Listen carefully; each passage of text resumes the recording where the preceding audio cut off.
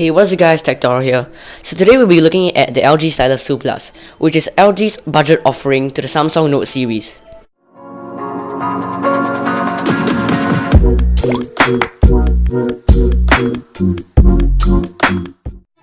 Looking at the $200 price tag, and the fact that this has a Snapdragon 430 makes most users want to buy other phones instead due to their better value for money.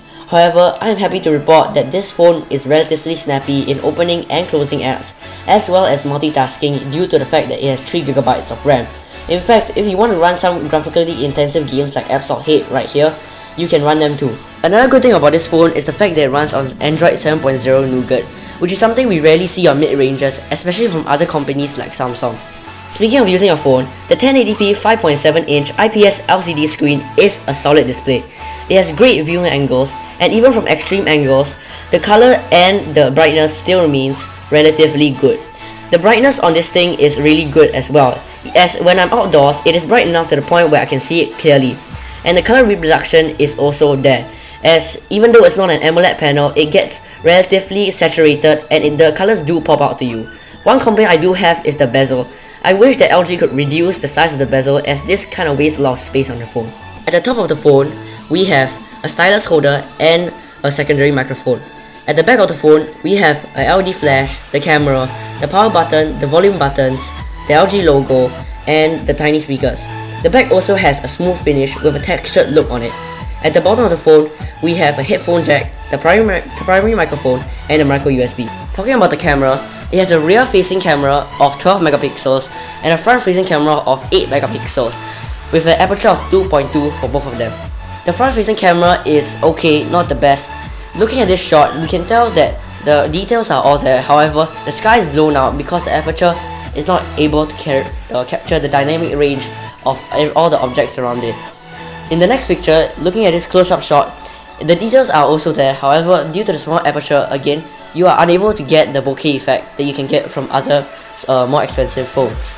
And this last shot is a shot of a dark room that I have, and there's a noticeable amount of noise in this picture, and everything is a lot softer. But if you're just using this camera as your Instagram camera, or you're just sending your friend a photo, it should just be fine.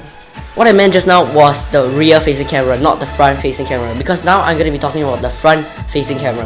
The front-facing camera is obviously far worse than the rear-facing camera. That's normal. Looking at the shot that I've taken, compared to the 12 megapixels to the 8 megapixels of the same shot, you can tell that the 8 megapixels has a lot less detail if I zoom in on it. And if I look at the second shot, which is the close-up shot of the bear, you can tell that there's a lot less detail, as the front-facing camera actually has a fixed focus lens, so it's unable to focus on close objects. But that's okay, because you're not going to be putting your face right in front of the camera anyway. And the last one is the dark low light shot. So this one performed really bad. It has a lot of noise, and I suggest you don't take selfies in dark places because this camera is unable to handle it. And the last thing I'm going to be talking about is the flash. If you're in a dark place, I suggest you use a flash because it helps boost the quality of the image quite significantly. Anyways, if you are a selfie lover, don't buy this phone if you're expecting it to do really good selfies. One of the weak points of this phone is the speaker. It is a really tiny speaker at the back of the phone, and it doesn't have much bass or mids. It's just very squeaky, and it's easily covered when you use the phone as a media consumption device and when you use the speaker. So I recommend you do not use the speaker and plug in some headphones instead. But here is a sample of what it sounds like.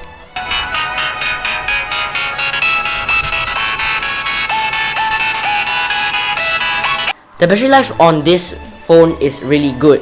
Even though I only have 25% battery right now, I already got 5 hours and 15 minutes of screen on time, which is crazy for a phone that only has 3000 mAh of battery and a gigantic 5.7-inch screen. So if you're looking for a good phone with great battery life, this phone might just be for you. And lastly, the stylus on this thing isn't exactly full-featured. I mean, when you take it out, it does give you like options to like make a memo on your screen, or you can program it to do other stuff in the settings. But other than that, it's just a stylus. It's not pressure sensitive like the Note series stylus, and it can only allow you to do like simple drawings. So if you're planning to do like more complicated drawings which require like thick and thin lines, this might not be a very good choice for you. So in conclusion, if you have $200 in your pocket right now and you're wanting to spend it on a phone, I think this is actually a really good choice for you because it's actually not a bad phone, and I had a great time enjoying using this phone as a daily driver for the time of me testing it, and to this day it's still an awesome phone. So if you are hesitant about buying this, I'd say go for it. I'm in love with the cold.